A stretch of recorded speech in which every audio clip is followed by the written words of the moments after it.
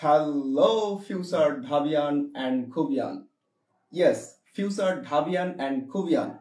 আজকের ক্লাসের টপিক দেখেই তোমরা বুঝতে পারছো ইভেন কিছুক্ষণ আগেই তোমাদের সুমি আপু অর্থাৎ অ্যাডমিন তিনি হচ্ছে তোমাদেরকে নোটিশ দিয়েছে প্রত্যেকটা পেইড ব্যাচের গ্রুপে এবং দুইটা প্ল্যাটফর্মে আমার। আচ্ছা, তোমাদের মোস্ট ওয়ান্টেড যে ভাইয়া ঢাকা বিশ্ববিদ্যালয়ের প্রশ্ন তো প্যাটার্ন তো একটু জানি, বাট খুলনা ইউনিভার্সিটি লিখিত কি পড়বে, লিখিত সাজেশন দেন, এ করেন তা করেন, অনেক প্রশ্ন। একটু ব্যস্ত ছিলাম অফলাইন অনলাইন দুইটা মিলেই পেইড ব্যাচের জন্য। আচ্ছা, কিছুক্ষণ টাইম নেব। প্রত্যেকটা স্টুডেন্ট জয়েন হচ্ছে, আমি দেখতে পাচ্ছি ফার্স্ট ব্যাচ থেকে তন্নি। আসসালামু আলাইকুম স্যার, কেমন আছেন? প্রায় এক সপ্তাহ পরে স্যারের কথা শুনতে পাচ্ছি। ওয়ালাইকুম আসসালাম, আশা করি তোমরাও ভালো আছো এবং পড়াশোনা করছো। আচ্ছা, আমি একটু সময় নিব কারণ প্রত্যেকটা ব্যাচ থেকে আসতে সুমি তুই প্রত্যেকটা ব্যাচকে কুইকলি 1 মিনিটের মধ্যে প্রত্যেকটা ব্যাচ। আচ্ছা, এই গুরুত্বপূর্ণ ক্লাসটি 3টি জায়গায় হচ্ছে, তোমরা জানো অনেকে। একটা হচ্ছে এইচএসসি টু পাবলিক ইউনিভার্সিটি, আরেকটা হচ্ছে academic and admission with Abdullah law. আচ্ছা, অনেক স্টুডেন্ট জয়েন হয়ে গেছে ফার্স্ট পেজ থেকে, আমি দেখতে পাচ্ছি তোমরা অনেকে সালাম দিচ্ছ। সুমি কুইকলি, আচ্ছা কিছুক্ষণ সময় নিব, কিছুক্ষণের মধ্যে ক্লাসটি শুরু করবো ইনশাল্লাহ। তোমাদের অনেক প্রশ্ন, তোমাদের একটা বেস্ট সাজেশন দিব ইনশাল্লাহ আজকে। তোমাদের অনেক অনেক প্রশ্ন, বেসিক্যালি প্রশ্ন থাকা উচিত, কারণ অ্যাডমিশন টাইমে তোমাদের পজিশনে আমি যখন ছিলাম আমারও প্রশ্ন ছিল, ঠিক আছে? সো আজকে তোমাদের হচ্ছে A to Z প্রত্যেকটা বিষয়ে হচ্ছে সাজেশন দিব, ফাইনাল সাজেশন। এখান থেকে A to Z ভালো করে শুনলে, দেখলে, লাস্ট পর্যন্ত থাকলে, ভালো করে মনোযোগ দিয়ে শুনলে কথাগুলো তোমরা অনেক অনেক উপকৃত হবে। কি হবে? উপকৃত হবে, বুঝছো? আচ্ছা সুমি কুইকলি, আমি তোমাদের কমেন্ট করছি ফার্স্ট পেজ থেকে, তোমরা অনেকে সালাম দিচ্ছ, সবাইকে ওয়ালাইকুম আসসালাম। সালামের উত্তর দিয়ে আবার ওয়াজিব, আমি দেখতে পাচ্ছি। আচ্ছা সুমি প্রত্যেকটা ব্যাচকে কুইকলি কিছুক্ষণের মধ্যে ক্লাসটি শুরু করব। আজকের ক্লাসটি অনেক অনেক গুরুত্বপূর্ণ, কারণ আজকের ক্লাসে আমরা A to Z তোমাদের অনেকের প্রশ্ন, যে খুলনা বিশ্ববিদ্যালয়ে কোন কোন টপিক থেকে প্রশ্ন আসবে, কোন কোন টপিকগুলো মোস্ট ইম্পর্টেন্ট, এইবার কোন কোন টপিকগুলো বাদ দিতে হবে, কোন কোন টপিকগুলো কিভাবে লিখবো, প্যারাগ্রাফ আসবে নাকি এক্সপ্লানেশন আসবে, কি আসবে কিছুই জানি না, কিছু জানতে হবে না। আজকের ক্লাসটি করার পরে তোমরা সব জেনে যাবে ইনশাআল্লাহ। আচ্ছা, এই যে সুমি তুই হচ্ছে প্রত্যেকটা ব্যাচের গ্রুপে দেওয়া শেষ। আচ্ছা, আমি একটু চেক করে নিই কথা ক্লিয়ার শুনতে পাচ্ছ কিনা তোমরা, আই ডোন্ট নো, বাট আমি একটু চেক করে নিব, তারপরে ক্লাসটি শুরু করব ইনশাআল্লাহ। আজকের ক্লাসটি অনেক অনেক গুরুত্বপূর্ণ, তোমাদেরকে A to Z সাজেশন দিব, তোমাদের অনেক প্রশ্ন, সেই সকল প্রশ্নেরও আনসার দিব। আচ্ছা ফাইনালি আমি একটু চেক করে নিই কি অবস্থা, শোনা যায় কিনা। আচ্ছা ভেরি গুড, কোথায় গেল? আচ্ছা তন্নি লিখছে স্যার। আচ্ছা ফারজানা, জুথি, তামান্না, হুসাইন স্যার কেমন আছেন? স্যার অফলাইনে পরীক্ষা 3 তারিখে, হ্যাঁ অফলাইনে পরীক্ষা তোমাদের ঢাকা বিশ্ববিদ্যালয় পরীক্ষা অলরেডি শুরু করে দিয়েছি, আর Khulna university final model test পরীক্ষা হচ্ছে। তোমরা জানো অনেকে, তোমাদের সুমি আপু প্রত্যেকটা পেইড ব্যাচে দিয়ে দিয়েছে, কিন্তু তোমাদের পরীক্ষা হচ্ছে অফলাইন অনলাইন দুইটা ব্যাচেরই হচ্ছে, অর্থাৎ সকল ব্যাচ 3 তারিখ থেকে Khulna university final model test পরীক্ষা। আচ্ছা ঠিক আছে, ভেরি গুড। তাহলে তোমরা শুনতে পাচ্ছ প্রত্যেকটা ব্যাচ থেকে ক্লাসটি 3টি জায়গায় হচ্ছে, পেইড ব্যাচের জন্য রেকর্ডও হচ্ছে। আচ্ছা আমরা শুরু করি। I think everything is okay, তোমরা শুনতে পাচ্ছ ক্লিয়ার প্রত্যেকটা ব্যাচে। আচ্ছা ভেরি গুড। আচ্ছা দেখো, ফার্স্ট অফ অল বেশি আর কথা বলবো না, অনেক কথা বলেছি, ঠিক আছে? আর বেশি কথা বলবো না, তোমাদের অনেক সময় নষ্ট করছি, আর সময় নষ্ট করব না। সো নো মোর টক, আর কোনো কথা নয়, এবার হচ্ছে কাজ হবে। অনলি তোমাদের সাজেশন দিব। আমরা হচ্ছে ফার্স্ট অফ অল চলে যাই হচ্ছে ইংলিশের ক্ষেত্রে আমি সবসময় বলছি যে ঢাকা বিশ্ববিদ্যালয় এবং খুলনা ইউনিভার্সিটি ইংলিশ মাস্ট অবশ্যই পড়তে হবে। কারণ এই খুলনা ইউনিভার্সিটি কিন্তু হচ্ছে ইংলিশ থেকে হচ্ছে 55 মার্ক হচ্ছে সি ইউনিটে এবং ডি ইউনিটে হচ্ছে ম্যাক্সিমাম মার্ক হচ্ছে ডি ইউনিটে। অর্থাৎ ইংলিশে যে লিখিত অংশ আসবে সবই কিন্তু 40 মার্কে হচ্ছে ডি ইউনিট হচ্ছে খুলনা ইউনিভার্সিটি লিখিত, কোনো বাংলা নাই। সে একটু ইমাজিন করো তাহলে কতটা গুরুত্বপূর্ণ এই ইংলিশ। আচ্ছা দেখো, ফার্স্টে তোমাদের জন্য রাখছে আছে ভোকাবুলারি। আচ্ছা কেন রাখছি প্রথমে মুখস্থবিদ্যা? Yes, that is the question. দেখো প্রথমে মুখস্থবিদ্যা অর্থাৎ যে মেমোরাইজিং পার্ট ভোকাবুলারি, এই যে মুখস্থবিদ্যা এই টপিকটা আসবেই, আসবে মানে আসবেই, বুঝতে পারছো? সো এখানে এই যে এটা আমি পেইড বেসে সকল পেইড বেসে ক্লাস শেষে আমি দিয়ে দেবো, আমার অ্যাডমিন দিয়ে দেবে, সমস্যা নাই। বাট তোমাদের যে টপিকগুলো আগে দেওয়া রয়েছে যেমন অ্যান্টোনিম সিনোনিম, অর্থাৎ যে টপিকগুলো হচ্ছে কি আগে দেওয়া রয়েছে, প্রথমে দেওয়া রয়েছে প্রথম সারিতে, সেইগুলো অবশ্যই পড়তে হবে। আর যেগুলো নিচে দেওয়া রয়েছে যেমন এখানে ভোকাবুলারির নিচে দেওয়া রয়েছে হচ্ছে প্রভাব আর সিঙ্গেল ওয়ার্ড, এইটা আসতেও পারে নাও আসতে পারে, অর্থাৎ 50-50 চান্স। আশা করি বুঝছো। যারা পেইড বেসে আসো তোমার কিভাবে পড়তে হবে আমি তো বলে দিয়েছি, যে মুখস্থবিদ্যা কোন কোন গুলো পড়তে হবে, কোন কোন গুলো কিভাবে পড়তে হবে, কোন জায়গা থেকে পড়তে হবে আমি কিন্তু বলে দিয়েছি। আচ্ছা এই যে মুখস্থবিদ্যা ফার্স্টে কি লিখছি সিনোনিম অ্যান্টোনিম, এটা হচ্ছে ঢাকা ইউনিভার্সিটি এবং খুলনা বিশ্ববিদ্যালয় দুইটা ইউনিভার্সিটি, ইভেন প্রত্যেকটা পাবলিক ইউনিভার্সিটি আসবেই। তারপরে কি অ্যাপ্রোপ্রিয়েট প্রিপোজিশন, তাহলে প্রথমে যেটা মোস্ট ইম্পর্টেন্ট পড়তে হবে আমাকে সেটা হচ্ছে সিনোনিম অ্যান্টোনিম, এটা আসবেই। একদমই এখানে লিখে নাও যে স্যার বা ভাইয়া বলছে, এটা আসবেই। তারপর কি অ্যাপ্রোপ্রিয়েট প্রিপোজিশন, ইয়েস এটাও আসবে। তারপর কি ইডিয়ম অ্যান্ড ফ্রেজ। আচ্ছা ইডিয়ম অ্যান্ড ফ্রেজ আমি যেটা লিখে দেবো পাশে, যেটা এমসিকিউ এবং লিখিত অংশের জন্য গুরুত্বপূর্ণ, সেটা হচ্ছে পাশে লিখে নিবা, সেটা হচ্ছে এই যে ইডিয়ম অ্যান্ড ফ্রেজ, এটা হচ্ছে খুলনা ইউনিভার্সিটি সি এবং D unit, C plus D ইউনিটের জন্য মোস্ট ইম্পর্টেন্ট। কি বললাম? ইডিয়ম অ্যান্ড ফ্রেজ এটা হচ্ছে খুলনা বিশ্ববিদ্যালয় সি এবং ডি ইউনিটের জন্য এমসিকিউ প্লাস লিখিত অংশের জন্য মোস্ট ইম্পর্টেন্ট। কেন? দেখো ইডিয়ম এবং ফ্রেজ এমসিকিউ আসতে পারে, আবার কি লিখিত অংশ আসতে পারে। লিখিত অংশ কিভাবে আসবে একটু পরে দেখবো, জাস্ট ধৈর্য ধারণ করতে হবে, একটু কথাগুলো শুনতে হবে মনোযোগ দিয়ে। দেখো তারপর হচ্ছে 4 নম্বর কি দিয়েছি, correct spelling. Yes, correct spelling is must, most important, বুঝছো? Correct spelling. আচ্ছা তারপর কি গ্রুপ ভার্ব।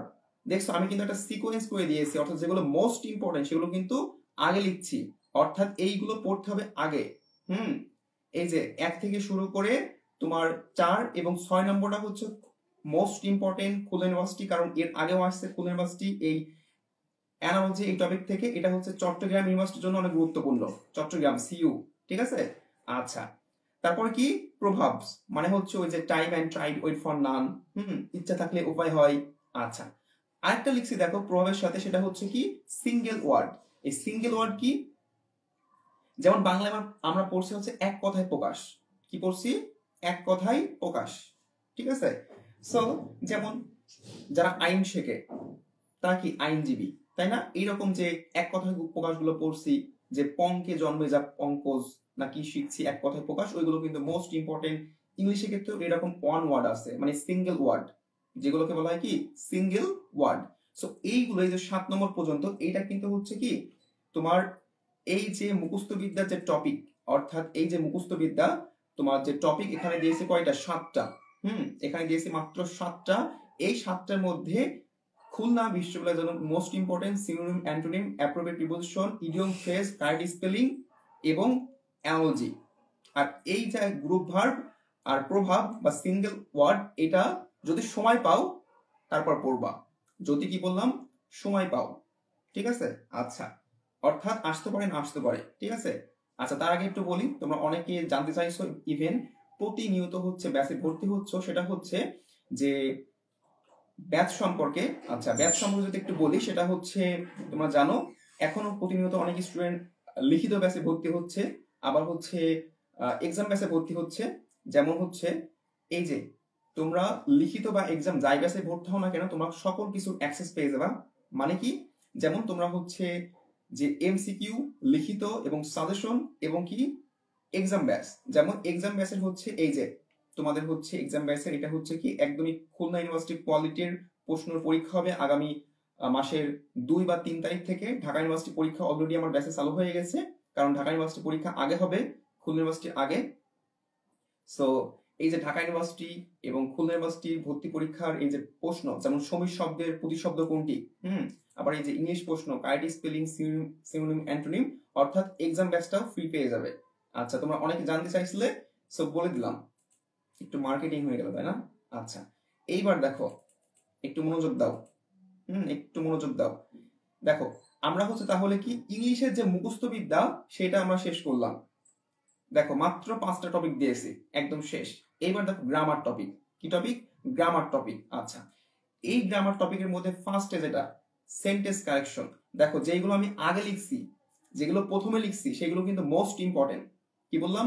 যেগুলো প্রথমে এই যে এরকম করে 1 2 3, ঠিক আছে? তাহলে কি 1 এটা মোস্ট ইম্পর্টেন্ট। যেমন সেন্টেন্স কারেকশন কি জন্য আগে লিখছি, আমি তো এখানে হচ্ছে প্রথমে নাউন লিখতে পারতাম, মানে কি পার্ট অফ স্পিচ, তারপর হচ্ছে কি সেন্টেন্স, টেন্স, এগুলো লিখতে পারতাম। নো, এইভাবেই তোমাদের সাজেশনটা তৈরি করা হয়েছে। তোমাদেরকে এই যে সেন্টেন্স কারেকশন, এই টপিকটা বোথ ঢাবি অ্যান্ড খুবই, অর্থাৎ ঢাকা বিশ্ববিদ্যালয় এবং খুলনা ইউনিভার্সিটির জন্য মোস্ট ইম্পর্টেন্ট। সেন্টেন্স কারেকশন আসবে। এটা হচ্ছে খুলনা ইউনিভার্সিটির জন্য হচ্ছে এমসিকিউ, এমসিকিউ প্লাস লিখিত অংশ, অর্থাৎ সেন্টেন্স কারেকশন থেকে এমসিকিউ আসবে, লিখিত অংশ আসবে ইনশাল্লাহ। আর প্লাস পিন পয়েন্ট ইরো লিখছি কেন জন্য? এইটা লিখছি এই জন্যই যে পিন পয়েন্ট ইরো এইটা কিন্তু হচ্ছে সেন্টেন্স কারেকশনের একটা পার্ট। যেমন তোমাকে পিন পয়েন্ট ইরো কেমন, দেখো, তোমার এমন একটা প্রশ্ন দিল যেখানে একটা সেন্টেন্স লিখলো, মনে করো এরকম একটা সেন্টেন্স লিখলো, এবং এই সেন্টেন্সে এরকম করে এ বি সি এরকম করে দিল এবং ডি, ঠিক আছে? এর নিচে আন্ডারলাইন। এখন এই এ বি সি ডি এর মধ্যে কোনটা ইনকারেক্ট, মানে ভুল দেওয়া রয়েছে, এটা হচ্ছে পিন পয়েন্ট ইরো। সো এটা কিন্তু সেন্টেন্স কারেকশন একটা কিন্তু পার্ট। আর এই সেন্টেন্স কারেকশন থেকে অনেক, অর্থাৎ অল ইংলিশ গ্রামারের কিন্তু একটা কম্বিনেশন। আমি এর আগের ক্লাসে বলছি যে এখান থেকে ন্যারেশন থেকে আসতে পারে, এখানে ভয়েস থেকে আসতে পারে, এখানে হচ্ছে রাইট ফ্রম ভার্ব থেকে আসতে পারে। যেমন হির সাথে গো হয় নাকি গোজ হয়? অবশ্যই হির সাথে কি হয়? গোজ হয়, কারণ হি হচ্ছে কি থার্ড পারসন সিঙ্গল নাম্বার। তারপরে তোমার ভয়েস থেকে আসতে পারে অ্যাক্টিভ প্যাসিভ। তারপর কি ন্যারেশন থেকে আসতে পারে। আরো যে গ্রামার টপিকগুলো রয়েছে, সমস্ত গ্রামার টপিকে কি একটা কম্বিনেশন। ইভেন অ্যাপ্রোপ্রিয়েট প্রিপোজিশন থেকে আসতে পারে। যেমন অ্যাবাইড বাই মানে কি মেনে চলা, অ্যাবাইড বাই মানে কি মেনে চলা। এখন অ্যাবাইড উইথ দেওয়া মনে করো একটা অপশনে, তাহলে কিন্তু ওইটা কিন্তু হবে না। অ্যাবাইড বাই হবে, মানে কি তোমার পিতা মাতাকে তুমি মান্য করা উচিত, তাহলে কি you should abide by your parents. তাহলে কি অ্যাবাইড উইথ ইউর প্যারেন্টস কিন্তু হবে না। আশা করি বুঝছো যে সেন্টেন্স কানেকশন কিভাবে পড়তে হবে। আচ্ছা, এইবার দেখো ইংলিশ লিটারেচার, এটা হচ্ছে মোস্ট ইম্পর্টেন্ট ফর খুলনা বিশ্ববিদ্যালয়, মানে এটা মাস্ট, ফরজে আইন যাকে বলা হয়। হ্যাঁ, এটা হচ্ছে কি ফরজে আইন, অবশ্যই। এটা হচ্ছে কিসের জন্য? Khulna university, but Dhaka university এটা পড়বে না। ঢাকা ইউনিভার্সিটি খুবই কম আসে, মানে আসে নাই বলে বলা যায়। দেখো, কিছু কিছু টপিক আছে যে টপিকগুলো এই ইউনিভার্সিটির জন্য ফিক্সড, যেটা ওই ইউনিভার্সিটি আসে। যেমন English literature, figure of speech, simile, metaphor, personification, euphemism, personification, এই যে সামথিং লাইক দ্যাট, এগুলো কি তোমার হচ্ছে খুলনা বিশ্ববিদ্যালয়ে আসবেই। সো এটা নিয়ে আমি আর বলবো না, কারণ এটা নিয়ে আমি অনেক বলেছি পেইড বেসে, আর বলবো না। তারপর দেখো ন্যারেশন, মানে which item is most important for every public বিশ্ববিদ্যালয়। বুঝছো? বাংলা ইংলিশ মিশ্রিত করে বলছি, ইগনোর ইট। আচ্ছা, তারপর কি ভয়েস, এই ন্যারেশন ভয়েস, এটা হচ্ছে প্রত্যেকটা পাবলিক ইউনিভার্সিটি আসবে। আচ্ছা, তারপর হচ্ছে ট্রান্সফরমেশন অফ সেন্টেন্স। এখন এই ট্রান্সফরমেশন অফ সেন্টেন্স এটা হচ্ছে খুলনা ইউনিভার্সিটির জন্য গুরুত্বপূর্ণ।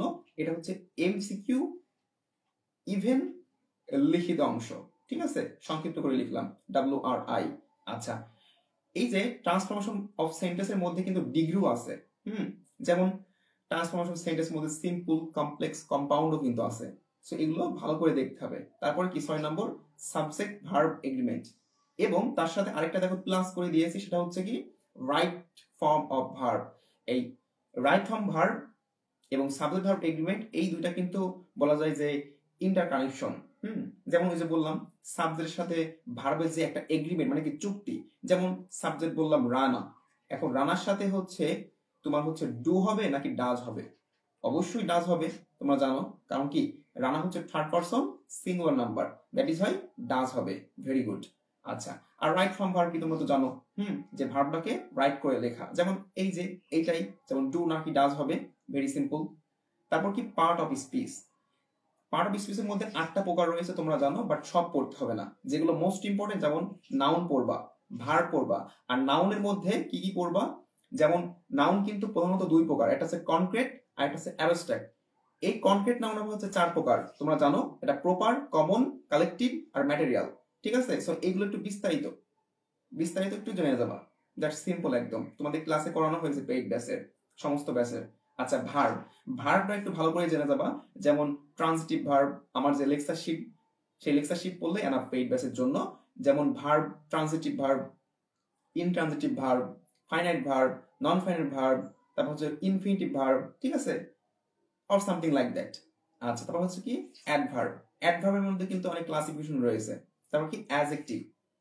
আচ্ছা, সো এই 4টা জেনে গেলেই হয়ে যাবে, পার্ট অফ স্পিচ শেষ। আচ্ছা, তারপর হচ্ছে most important item which is translation.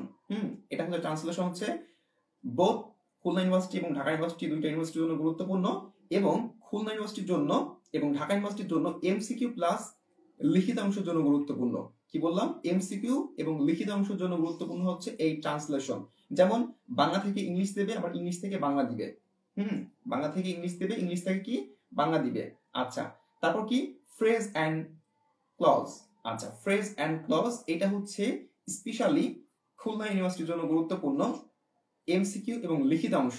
দেখো, এই ফ্রেজ আমি একটু আগে বললাম যে ফ্রেজ থেকে লিখিত অংশ কিন্তু প্রশ্ন দিতে পারে। কি ধরনের প্রশ্ন দিবে একটু পরে আমরা দেখব, জাস্ট ওয়েট। তারপর হচ্ছে নাম্বার 10 কন্ডিশনাল সেন্টেন্স, তার সাথেই দিয়েছে টেন্স এবং সেন্টেন্স। দেখো, কন্ডিশনাল সেন্টেন্স জাস্ট দেখে যাওয়া হচ্ছে ফার্স্ট কন্ডিশন, সেকেন্ড কন্ডিশন আর থার্ড কন্ডিশন। এই সেকেন্ড কন্ডিশন আর থার্ড কন্ডিশন কিন্তু অনেক গুলাই ফেলে।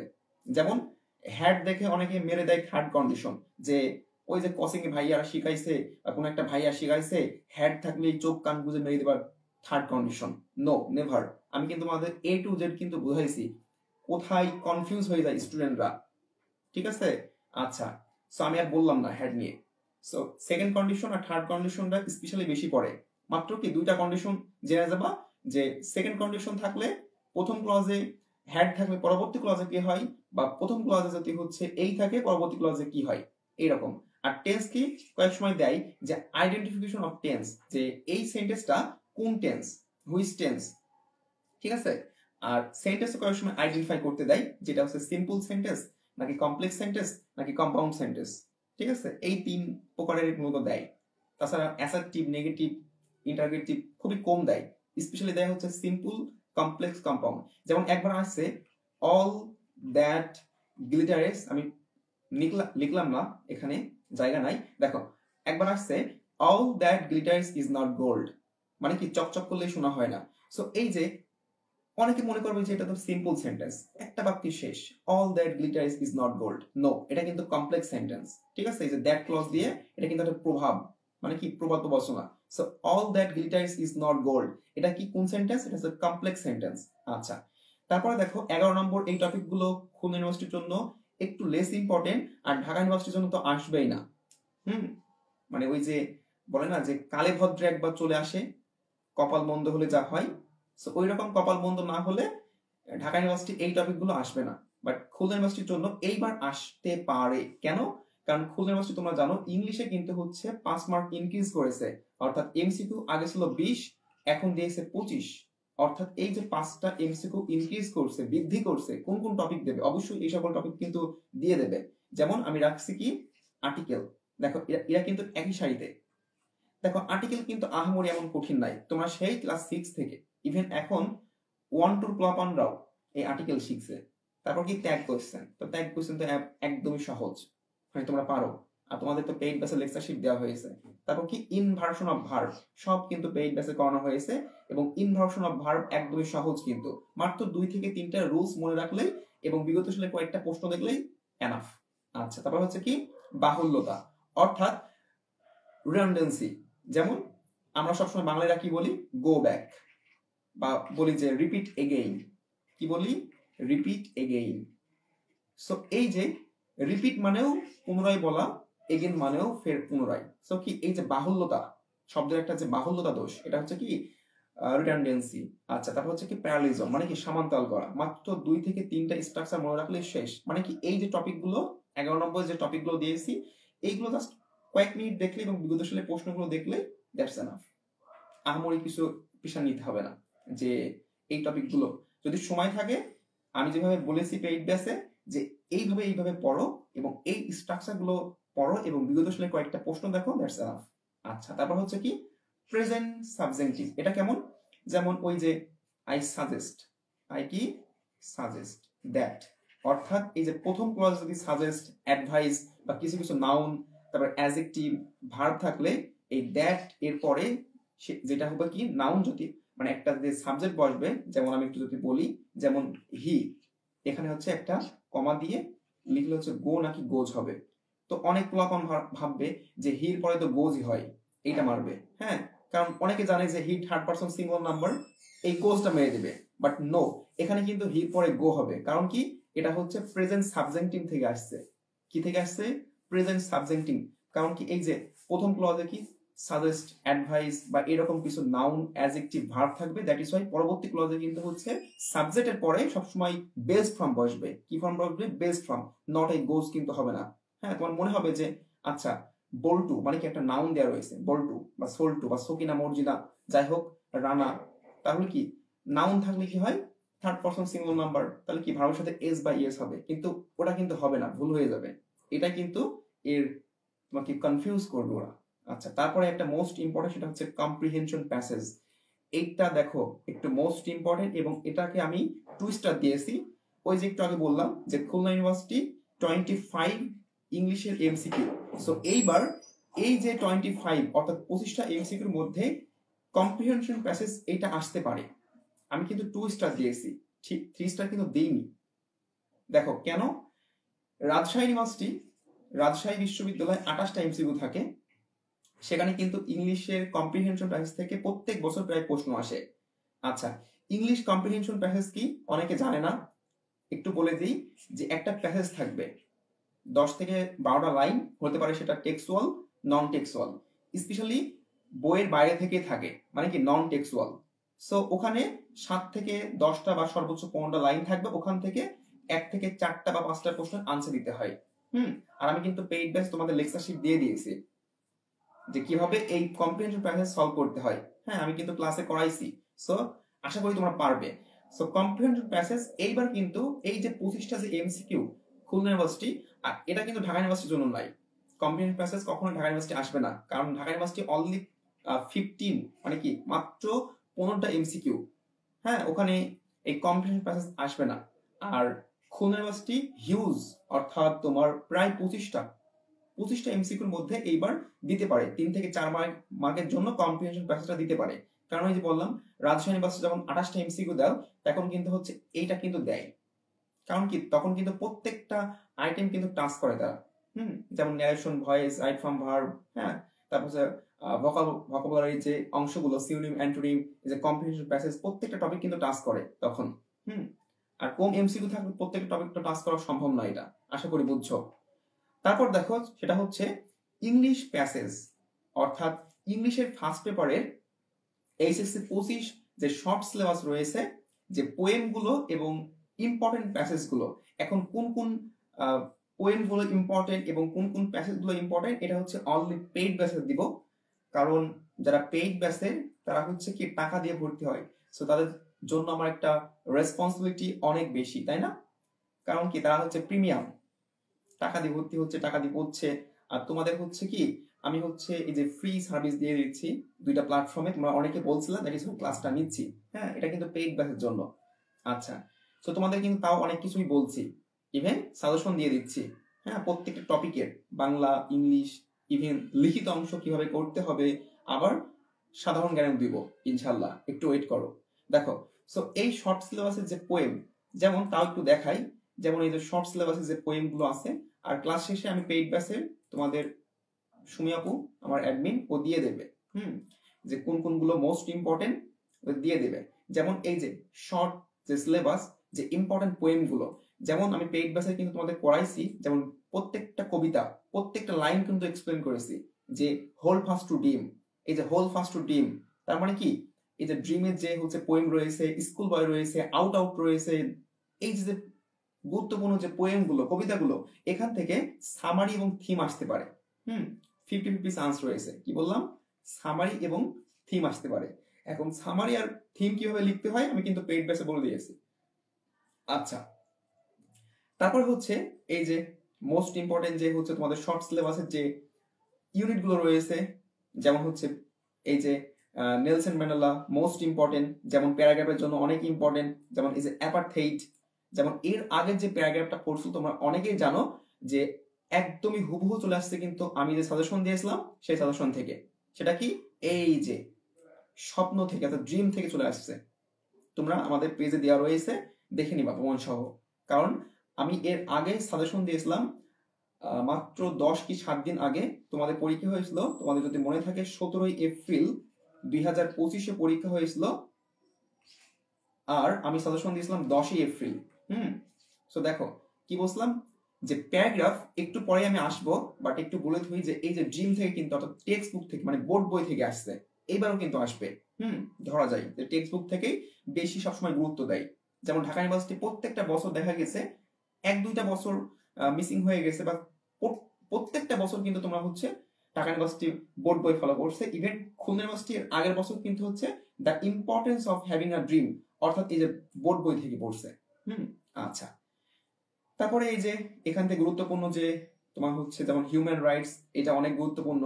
কারণ এই যে শেখ হাসিনা, সাবেক প্রধানমন্ত্রী শেখ হাসিনা যে হিউম্যান রাইটস ভায়োলেট করছে, দ্যাট ইজ ওয়াই কিন্তু তাকে তোমার হচ্ছে কি ক্যাপিটাল পানিশমেন্ট, যাকে বলা হয় আইনের ভাষায় সর্বোচ্চ শাস্তি, মৃত্যুদণ্ড, তাই না?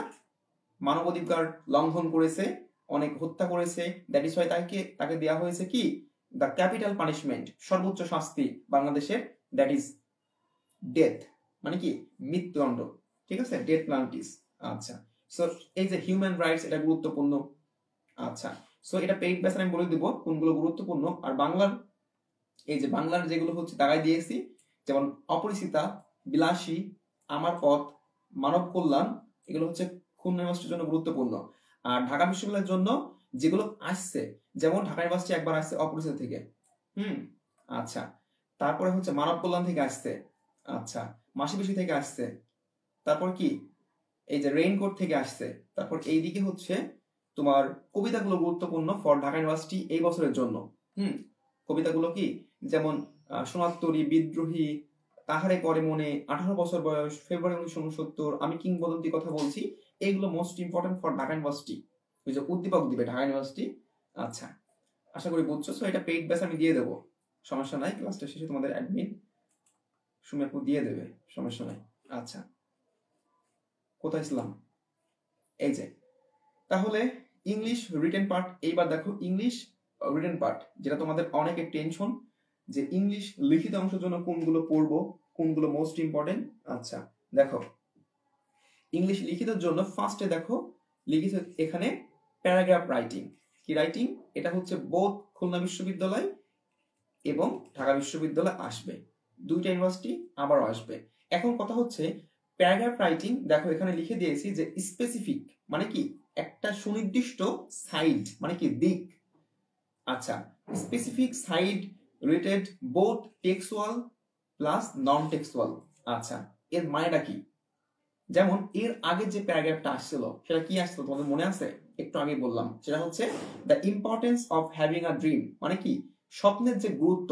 মানে দেখো লিখেছি স্পেসিফিক মানে কি সুনির্দিষ্ট একটা সাইড মানে দিক চাবে। তোমাকে কখনো বলবে না যে তুমি ট্রাফিক জ্যাম লেখো, তুমি লোড শেডিং লেখো, তুমি হচ্ছে জার্নি বাই বোট লেখো, জার্নি বাই ট্রেন লেখো, বা ট্রি প্লান্টেশন লেখো, এইরকম একটা কমন টপিক দেবে না। তোমাকে বলবে যে how to remove traffic jam from Bangladesh, how to remove load shedding from Bangladesh. যেমন বলেছে the importance of having a dream.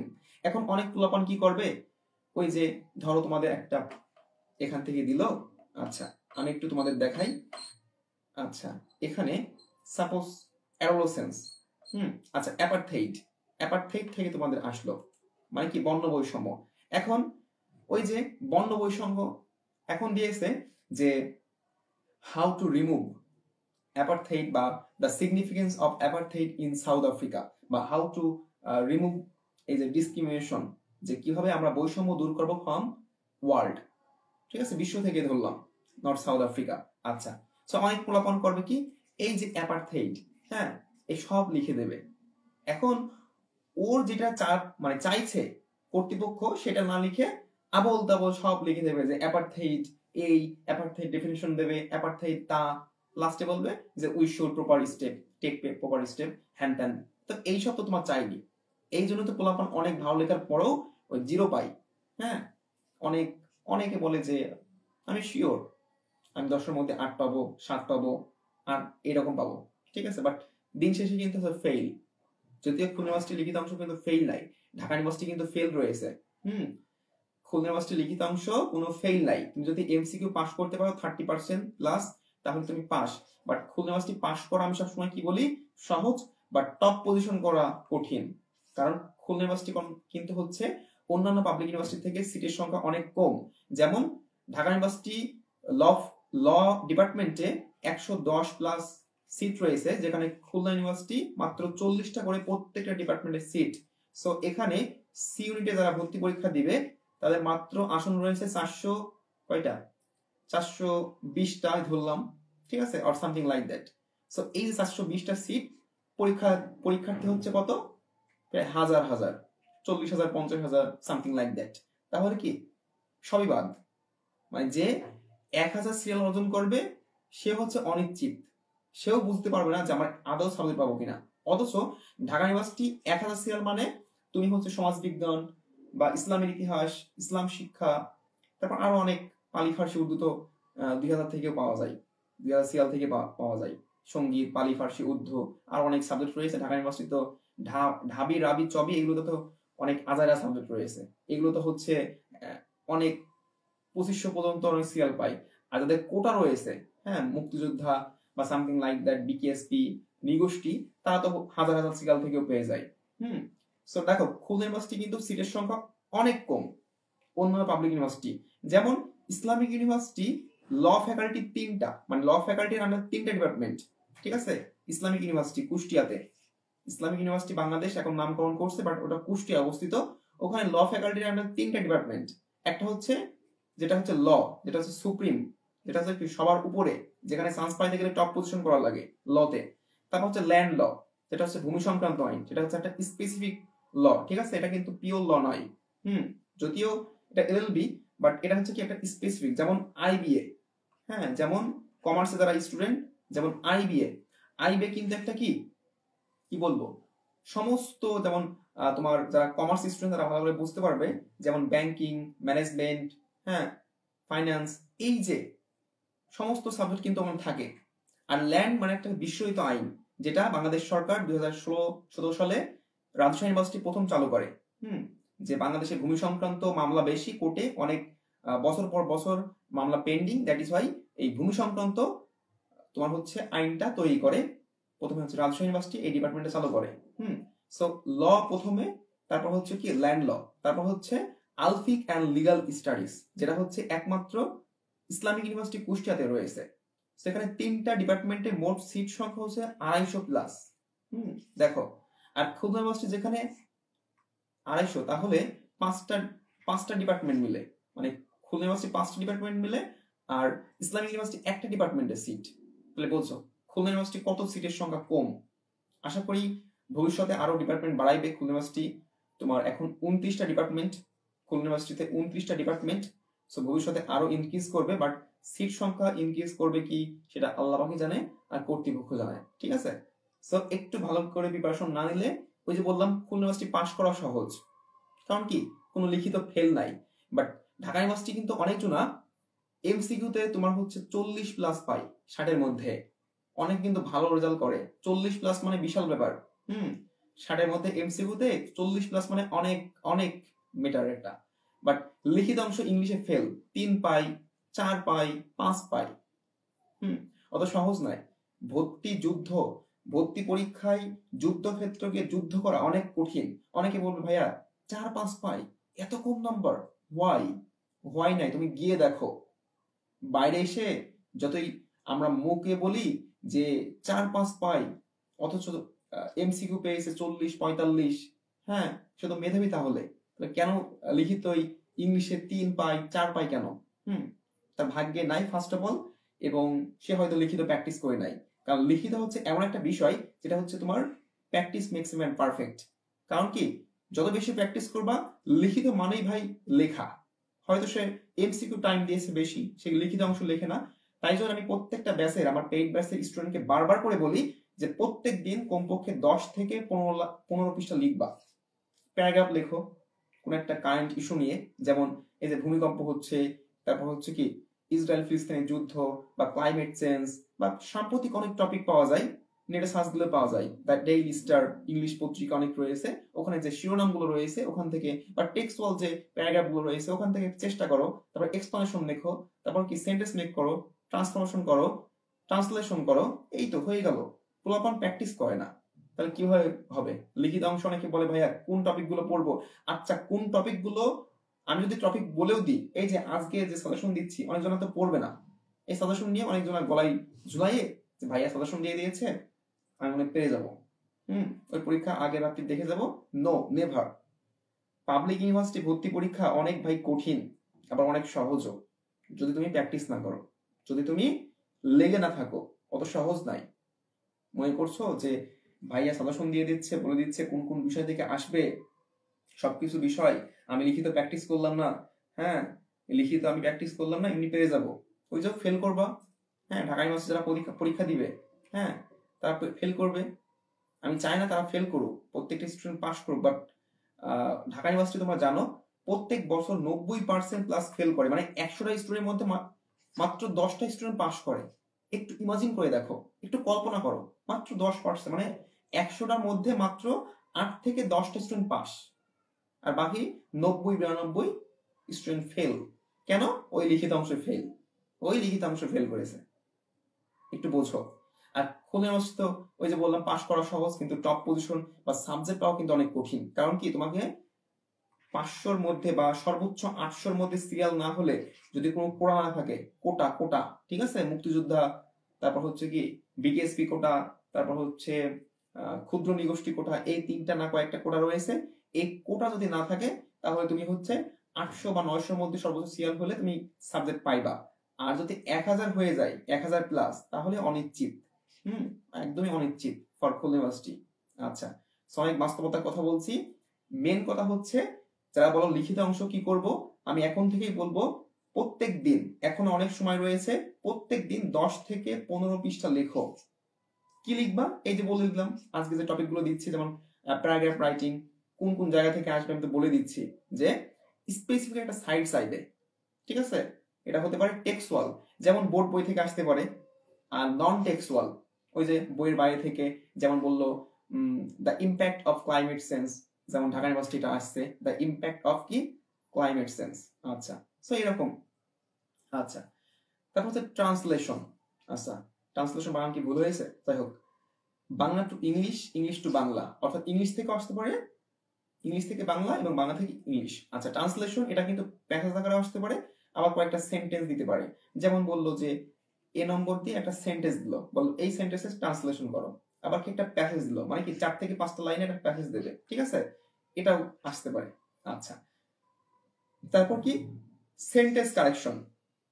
Sentence correction এর আগে কিন্তু খুলনা ইউনিভার্সিটি কিন্তু আসছে, ইভেন এটা ঢাকা ইউনিভার্সিটির জন্য গুরুত্বপূর্ণ।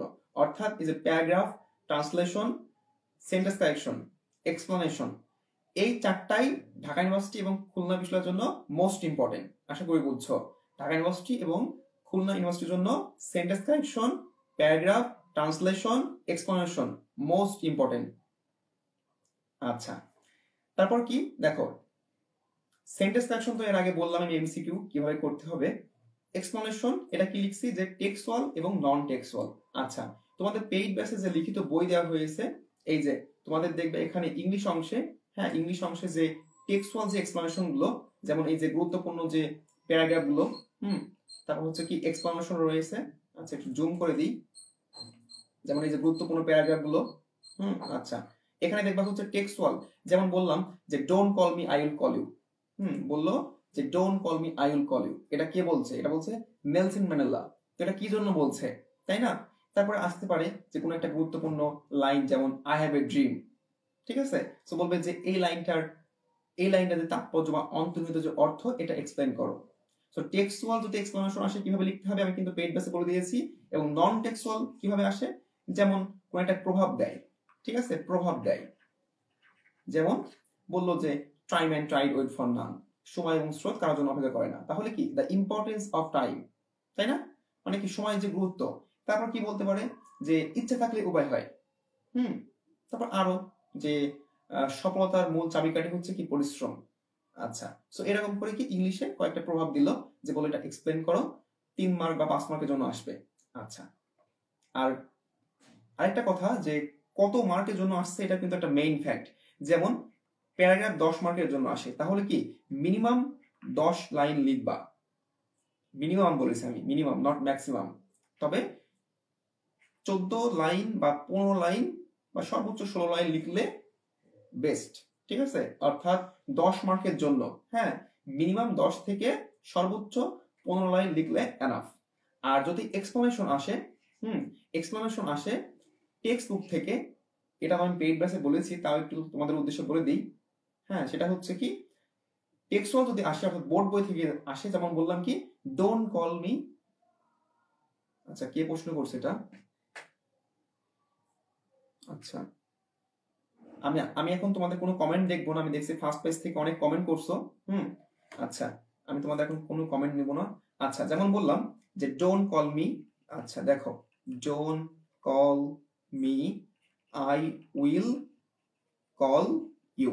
আচ্ছা, সো এটা হচ্ছে কি নেলসন ম্যান্ডেলা। এখন এটা কিন্তু টেক্সট বুক থেকে, তোমরা বুঝতে পারছো যে এটা হচ্ছে নেলসন ম্যান্ডেলা তোমার হচ্ছে অ্যাপারথাইড যে প্যাসেজ রয়েছে সেখান থেকে দিয়েছে। তাহলে কি যদি পারো অবশ্যই রেফারেন্স দিবা যে দিস লাইন, ঠিক আছে, this line have been taken from Nelson Mandela বা অ্যাপারথাইড যে প্যাসেজটা থেকে। তাহলে কে বলছে? Nelson Mandela. তো এইরকম যে নেলসন ম্যান্ডেলা যে প্যাসেজ থেকে নেওয়া হয়েছে, এবং এই লাইনটা কে বলছে, যেমন আই হ্যাভ এ ড্রিম, এই যে আই হ্যাভ আ ড্রিম। আচ্ছা, so I have a dream এটা কে বলছে? এটা বলছে Martin Luther king junior. So এটা যদি পারো তুমি যে ওই লাইনটা ইনি বলছে, তাহলে অবশ্যই তোমার কিন্তু মার্ক বেশি হবে যদি লিখতে পারো। কারণ কি রেফারেন্স দিলে, টেক্সট বুক থেকে যদি আসে রেফারেন্স দিলে নাম্বার বেশি হবে। আর তুমি যদি বলো যে যেমন আমি বললাম যে বলবীর বল উন্নত মম শির, শির নিহারি আমায় নত শির শিখর হিমাদ্রি, আমি চির দুর্দম দুর্মিত নৃশংস, মহাপ্রলয় আমি নটরাজ, আমি সাইক্লোন আমি ধ্বংস। সো এই যে আমি সাইক্লোন আমি ধ্বংস, মহাপ্রলয় আমি নটরাজ, আমি সাইক্লোন আমি ধ্বংস।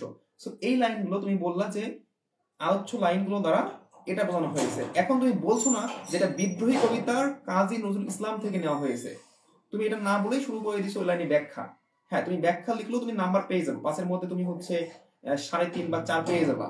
বাট যারা যারা বলবে যে আলোচ্য লাইনগুলো বিদ্রোহী কবিতায় কবি কাজী নজরুল ইসলাম থেকে নেওয়া হয়েছে, এবং আলোচ্য লাইনগুলো দ্বারা এই যে অন্যায় বিরুদ্ধে যে প্রতিবাদ বা বিদ্রোহী যে মনোভাব, এই ধরনের যারা সুন্দর করে লিখবে রেফারেন্স দিয়ে, তাদের কিন্তু অবশ্যই 5 এর মধ্যে পাস হয়ে যাবে। আশা করি বুঝছো, তোমরা অনেক বোঝো, আশা করি অত ভেঙে বলতে হবে না। সো এক্সপ্লেনেশন গেল। তারপর হচ্ছে short question which is very very important for Khulna university. অবশ্যই এটা হচ্ছে, আমি বলবো না যে 3 স্টার, এটা বলবো হচ্ছে 1 কোটি স্টার দিয়ে রাখো। কি বললাম? 1 কোটি স্টার দিয়ে রাখো short question for Khulna university. এটা কিন্তু ঢাকা ইউনিভার্সিটির জন্য নয়, ঢাকা ইউনিভার্সিটি আসবে না, এটা হচ্ছে অনলি ফর খুলনা ইউনিভার্সিটি। যেমন শর্ট প্রশ্নের মধ্যে কি ধরনের প্রশ্ন আসবে একটু আমি বলি। আচ্ছা দেখো, খুলনা ইউনিভার্সিটি শর্ট কোশ্চেনের মধ্যে কি ধরনের প্রশ্ন আসবে। আচ্ছা, যেমন এর আগের প্রশ্নটা একটু দেখাই তোমাদের, তোমরা তো অনেকে দেখছো, একটু আগের প্রশ্নগুলোই দেখাই দেখি। বলছে right two characteristic of folk music. এই যে দেখো 1 মার্ক করে, অর্থাৎ তোমাদের যে প্যাসেজ থেকে কিন্তু প্রশ্ন আসছে, অর্থাৎ ইংলিশ ফার্স্ট পেপার থেকে। এখন তোমাকে বললো যে what do you mean by apartheid. হ্যাঁ, অ্যাপারথাইড। আচ্ছা, তারপর বললো যে অ্যাপারথাইডে 2টা ক্যারেক্টারিস্টিক লেখো। তাহলে কি বুঝতে পারছো যে শর্ট কোশ্চেন গুলো ইংলিশ ফার্স্ট পেপার যে বোর্ড বই ওখান থেকে আসবে এবং বাইরে থেকে আসতে পারে। যেমন এখানে ইংলিশ লিটারেচার থেকেও আসতে পারে। যেমন তোমাকে বললো যে what is simile, what is simile. হ্যাঁ, এখন কি এই যে সিমিলি কি, সিমিলি হচ্ছে কি দুইটা ভিন্ন ব্যক্তি বা বস্তুর মধ্যে যে তুলনা, যার মধ্যে অ্যাজ বা লাইক থাকবে। যেমন হচ্ছে বললাম যে the girl is like a rose, মানে কি মেয়েটি হচ্ছে গোলাপের মতো সুন্দর। The girl is like a rose, এই যে তোমাদের কিন্তু আমি ক্লাস নিয়েছি। হ্যাঁ, অ্যাজ বা লাইক থাকলে কি সিমিলি, আর অ্যাজ বা লাইক না থাকলে কি মেটাফোর, ভেরি সিম্পল। তারপর কি পার্সনিফিকেশন, এর আগে বার যেটা আসছিল সেটা হচ্ছে কি পার্সনিফিকেশন, এমসিকিউ আসছিল। সো এই যে এই ধরনের কিন্তু শর্ট কোশ্চেন আসবে। আবার শর্ট কোশ্চেনের মধ্যে গ্রামার অনেক টপিক থেকে আসতে পারে। যেমন তোমাকে একটা মনে করে দিল যে I have done the work. আচ্ছা, এটা হচ্ছে তোমার ভয়েস চেঞ্জ করো, তাহলে কি the work has been done by me. তাহলে কি ভয়েস থেকে আসতে পারে, ন্যারেশন থেকে আসতে পারে, রাইট ফ্রম ভার্ব থেকে আসতে পারে, সেন্টেন্স কারেকশন থেকে আসতে পারে, ট্রান্সলেশন থেকে আসতে পারে, অর সামথিং লাইক দ্যাট। আশা করি বুঝছো। অর্থাৎ শর্ট প্রশ্ন মানে হচ্ছে তোমার টেক্সট বুক থেকে কোন একটা গুরুত্বপূর্ণ প্যাসেজে কোন একটা গুরুত্বপূর্ণ ওয়ার্ড দিয়ে বলবে, এই গুরুত্বপূর্ণ ওয়ার্ডের মানে কি, বা ফ্রেজ দিয়ে বললো, একটা ফ্রেজ দিল মনে করো। একটা ফ্রেজ, যেমন গেট রিড অফ, জানি না আমার হয়েছে কিনা, মানে কি কোনো থেকে মুক্তি পাওয়া। এই ফ্রেজটার অর্থ হচ্ছে কি মুক্তি পাওয়া, কোনো কিছু থেকে মুক্তি পাওয়া। ঠিক আছে, এরকম ফ্রেজ দিল, বললো এই ফ্রেজের মিনিং কি। বা কোনো একটা ওয়ার্ড দিল, যেমন আইসোলেশন, পৃথক করা। আইসোলেশন মানে কি পৃথক। যেমন করোনা ভাইরাসের সময় আমরা ওই যে বলতাম না যে করোনা রোগী শনাক্ত হলে কি ওকে আইসোলেট করে রাখো, মানে কি পৃথক করে রাখো, আইসোলেশন। ঠিক আছে, আচ্ছা। তারপর বললো যে এই যে আইসোলেশন, এই যে TION রয়েছে, এটাকে তুমি হচ্ছে ভার্ব ফর্ম লেখো, মানে কি ওয়ার্ড ফর্মেশন বলা হয় এটাকে। হ্যাঁ, বললো যে আইসোলেশনকে তুমি কি নাউন, নাউন থেকে ভার্ব করো, এটা কিন্তু নাউন। এই যে TION রয়েছে এটা কিন্তু নাউন, তোমরা অনেকে জানো। যেমন শব্দের শেষে MENT থাকলে, TION থাকলে কি নাউন। আর এটা যদি ভার্ব করি তাহলে কি হবে আইসোলেট, কি হবে ISOLATE। আচ্ছা, এটা হচ্ছে ভার্ব, মানে কি পৃথক করা। আর আইসোলেশন মানে কি শুধু পৃথক। আচ্ছা, সো এরকম করে আসতে পারে, আশা করি বুঝছো। আর তোমাদের পেইড ব্যাথে তো দিয়ে দেবো সবকিছু, সমস্যা নাই। তারপর কি সেন্টেন্স মেকিং। আচ্ছা, এই যে প্রথমের যে টপিকগুলো এগুলো কিন্তু আমি কি বলছিলাম মোস্ট ইম্পর্টেন্ট, কারণ প্যারাগ্রাফ যেগুলো হচ্ছে ফার্স্টে সেগুলো কিন্তু মোস্ট ইম্পর্টেন্ট। আর লাস্টে যেগুলো সেগুলো যদি সময় থাকে তাহলে দেখবা। হ্যাঁ, যদি সময় থাকে ওইগুলো পড়ার পরে তারপরে দেখবা। আচ্ছা, তারপরে কি কোথায় গেল, আচ্ছা সেন্টেন্স মেকিং। আচ্ছা, এটা হচ্ছে ঢাকা ইউনিভার্সিটির জন্য গুরুত্বপূর্ণ, কারণ এর আগের বছর আসছে, ইভেন বিগত সালে প্রায় সময় এটা আসে, প্রত্যেক বছর প্রায় আসছে। দুই একটা বছর গ্যাপ গিয়েছে। সেন্টেন্স কারেকশন অর্থাৎ 5টা ওয়ার্ড দেবে, যেমন বললাম ওই যে আইসোলেশন, এর আগে আসছে ঢাকা ইউনিভার্সিটি যে আইসোলেট বা আইসোলেশন থেকে তুমি সেন্টেন্স মেক করো। ঠিক আছে, সো সেন্টেন্স মেকিং কিভাবে করতে হয় তোমাদের তো একটা বই দেওয়া হয়েছে, যারা হচ্ছে সেন্টেন্স মেক করতে পারো না, এই যে পেইড ব্যাচে এই বইটা পড়লে কিন্তু হয়ে যাবে। এখানে অনেক অনেক স্ট্রাকচার দেওয়া রয়েছে, অনেক রুলস দেওয়া রয়েছে।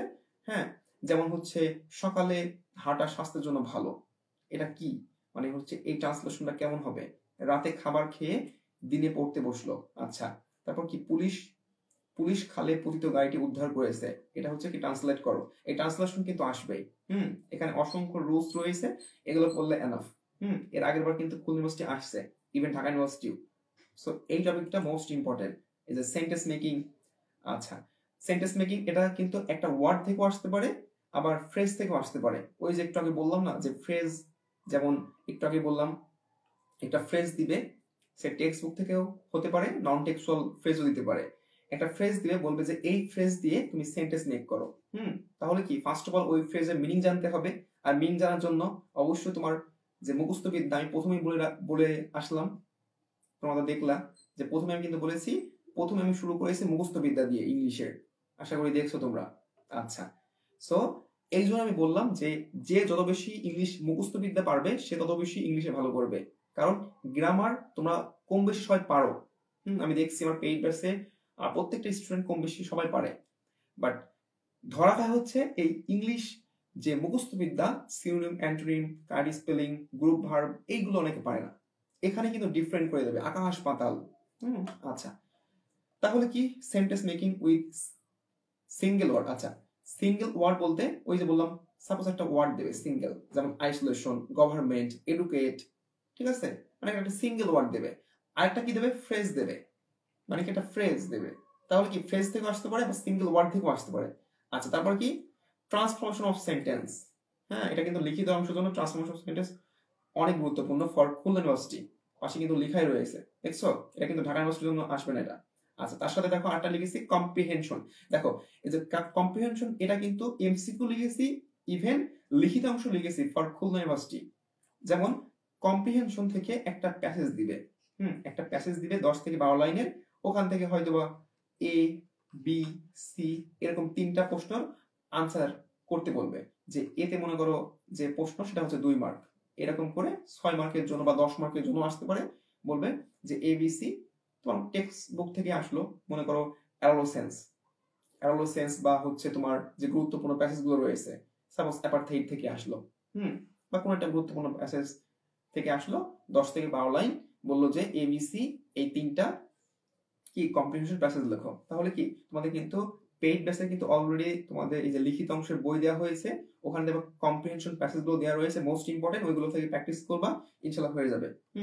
যত বেশি প্র্যাকটিস করবা লিখিত অংশ, একটু আগে বললাম, তত বেশি পারবা। আর যারা প্র্যাকটিস করবে না, ওই যে বললাম নাথিং টু ডু, তখন কান্নাকাটি করে নাথিং টু ডু, কিচ্ছু করার নাই। আচ্ছা, ওই যে একটা কথা আছে না যে লুক বিফোর ইউ লিভ, মানে কি এই যে LOOK, look before you LEAP or something like that, মানে কি ভাবিয়া করিও কাজ।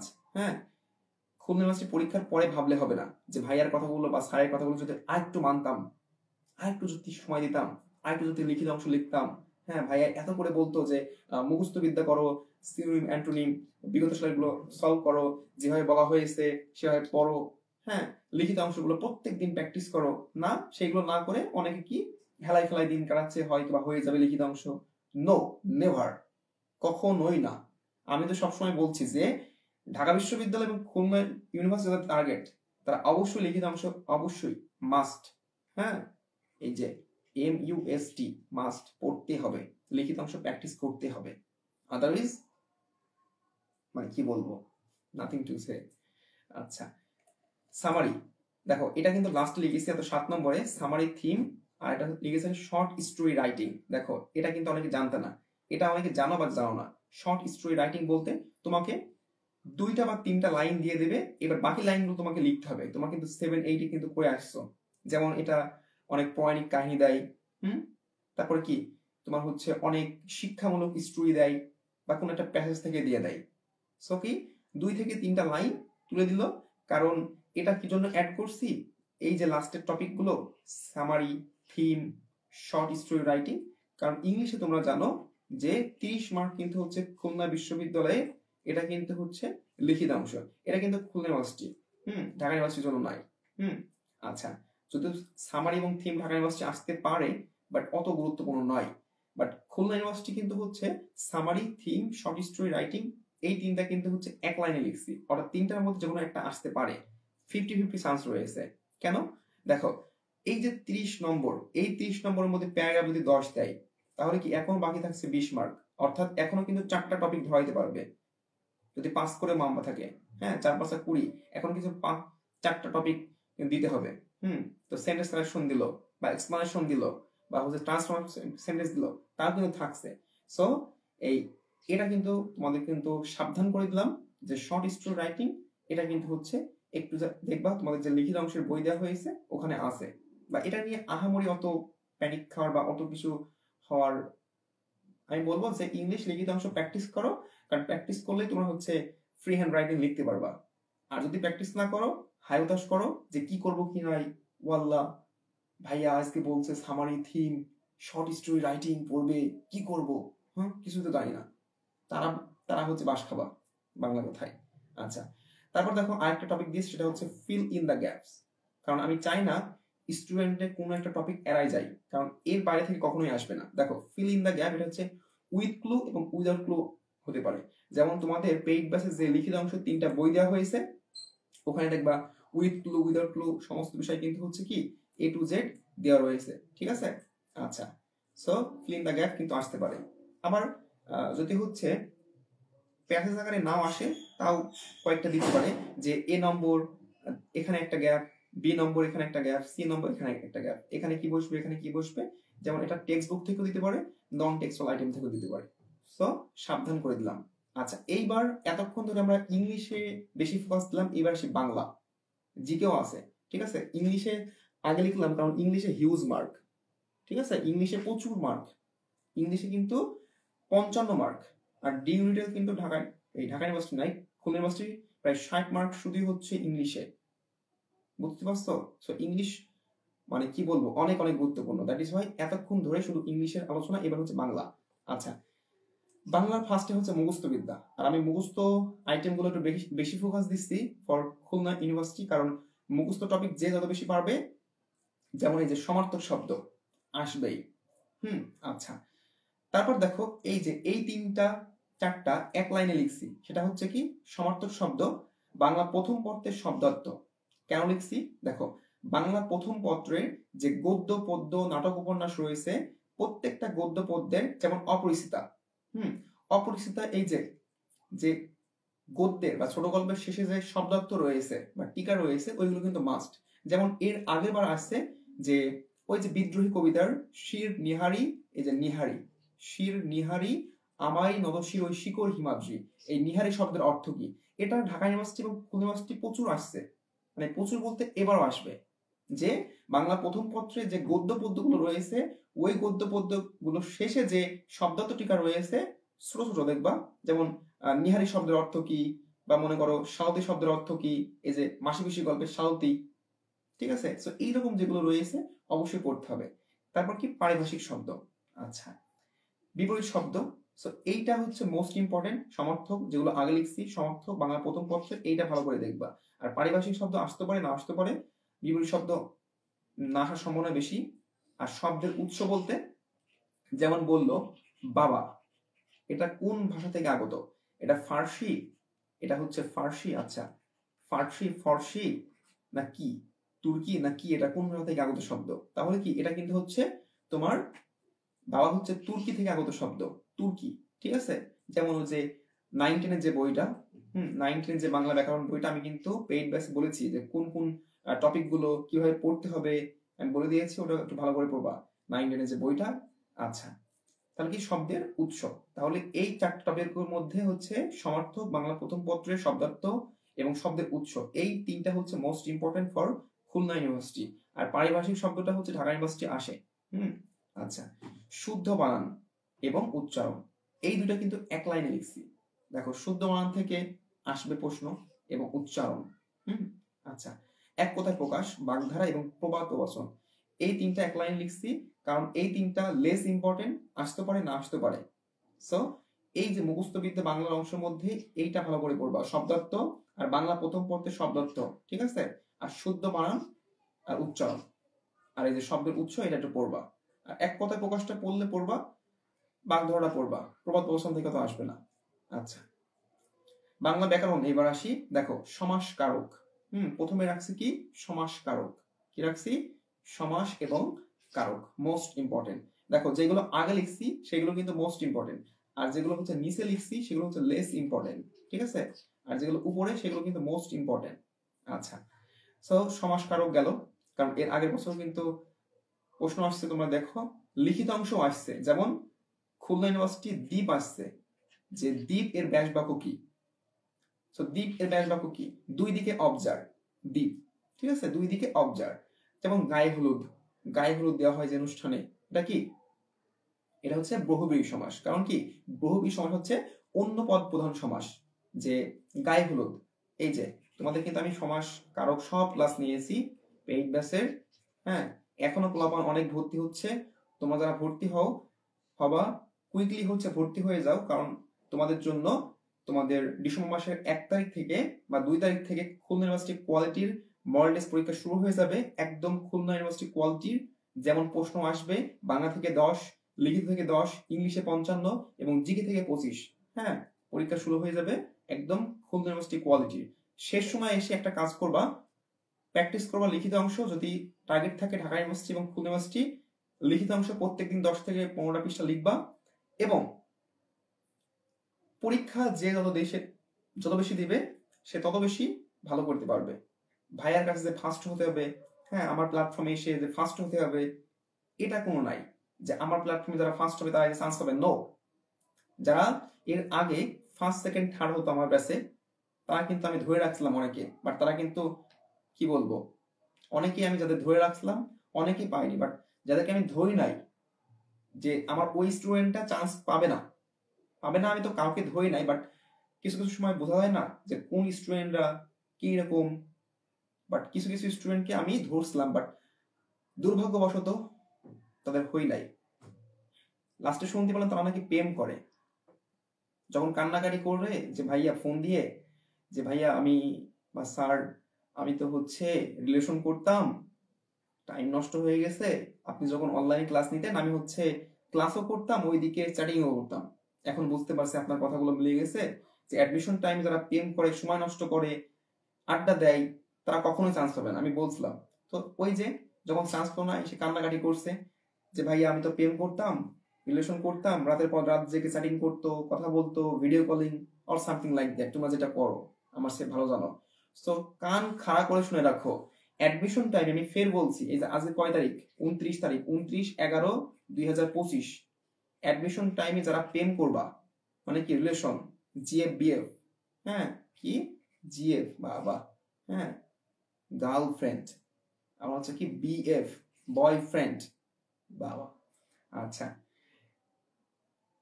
Nothing to say. তো তাই হোক, অ্যাডমিশন টাইমে যে লিখে দিলাম তোমাদের ভাইয়া স্যার লিখে দিল অ্যাডমিশন টাইমে যারা রিলেশন করবা তারা ফের মারা খাবা, লিখে দিলাম, but exceptional can not be an example, exceptional থাকতে পারে। সো একে তো মনে করো খারাপ কাজ করছো, তার উপরে মনে করছো আল্লাহর রহমত তোমাকে চান্স পাইবে, নো। আর অ্যাডমিশন টাইমে তুমি যেই সময় চ্যাটিং করছো, রাতের পর রাত জেগে বল্টু সগিনার সাথে হাই হ্যালো করছো, সেই সময় অন্য একটা স্টুডেন্ট রাতের পর রাত জেগে কনকনে শীত, রাত 3টার সময় উঠে, অনেক স্টুডেন্ট আমার রাত 3টার সময় উঠে উজু করে তাহাজ্জুদ নামাজ পড়ে পড়াশোনা করে। সো আল্লাহ তাকে দেবে না তোমাকে দিবে? তুমি চ্যাট করছো মনে করছো পেয়ে যাওয়া অত সহজ, আল্লাহ তোমাকে দিবে? নো, নেভার ভাই, অত সহজ নাই পাবলিকেন হওয়া। সো এখনো সতর্ক, এখনো সময় রয়েছে, এখনো শুধরে যাও। আমার অনেক স্টুডেন্ট দেখতে পাচ্ছি আস্তে আস্তে পরীক্ষায় কিছু কিছু স্টুডেন্ট কম নাম্বার পাচ্ছে।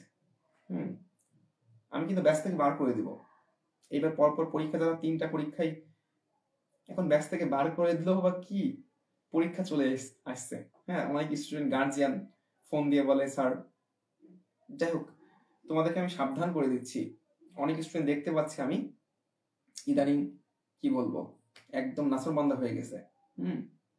আচ্ছা দেখো সমাসকারক, দেখো অ্যাডমিশনে ভাই চান্স পাও, পাবলিকান হও, ঢাবিয়ান হও, খুবিয়ান হও, রাবিয়ান হও, চবিয়ান হও, জাবিয়ান হও, জবিয়ান হও, অনেক কিছু পাবো ভাই। এখন যে বল্টু, এখন যে সুকিনা, তার থেকে 100 গুণ, 100 গুণ একটু কম হয়ে গেল, 1000 গুণ। তখন তোমার মনে হবে যে আমি কোন সকিনার পেছনে বা কোন বল্টুর পেছনে, হ্যাঁ হাবলা মার্কা বল্টুর পেছনে আমি সময় ব্যয় করতাম, হাবলা মার্কা সকিনার পেছনে আমি সময় ব্যয় করতাম, তার থেকে 1000 গুণ ভালো। কারণ তুমি যদি ঢাবিয়ান হও, তুমি যদি খুবিয়ান হও, তুমি যদি রাবিয়ান হও, তোমার লেভেল আর তার লেভেল, সে পড়বে ন্যাশনালে। তাই বলে আমি ন্যাশনাল ইউনিভার্সিটিকে আমি ছোট করবো না, প্রত্যেকটা মানুষ প্রত্যেকটা জায়গা থেকে অবশ্যই রেসপেক্ট পাওয়ার যোগ্য। বাট বাস্তবতা বুঝতে হবে, এখন যারা জাতীয় বিষয়ে পড়ে তাদের কিন্তু মানুষ গণ্যই করে না। দেখো বিসিএস কেডার ঢাকা ইউনিভার্সিটি একটা হল থেকে, যেমন আমার যে হল ছিল মাস্টার দা সূর্য সেন হল, একটা হল থেকে যে পরিমাণ বিসিএস কেডার বেরোয় ঢাকা ইউনিভার্সিটি একটা হল থেকে, অন্যান্য এই যে জাতীয় বিশ্ববিদ্যালয় বা প্রাইভেট ইউনিভার্সিটি মানে মিলেও তা হয় না। তাহলে বোঝো, বাস্তবতা বোঝো। বা ধরলাম এই যে লতে প্রত্যেক বছর 100টা জজ নেয় বিজেস পরীক্ষা, অনেকের স্বপ্ন লতে পড়ে জজ, ব্যারিস্টার, অ্যাডভোকেট তোমরা যেটা বলো, হ্যাঁ জজ হওয়া। তো প্রত্যেক বছর 100টা বিচারক নিয়োগ দেয় বাংলাদেশ সরকার। সো এই 100টার মধ্যে দেখো 95% মানে 100টার মধ্যে 95টা হচ্ছে কি সব পাবলিক ইউনিভার্সিটি, ঢাবি, রাবি, চবি, জাবি, এইগুলোই সবই এইগুলো। কয়টা জাতীয় বিশ্ববিদ্যালয় তো পাই না, প্রাইভেট কয়টা, ওই হাতে কোনো 2-1টা। তাহলে কি বাস্তবতা বুঝতে হবে।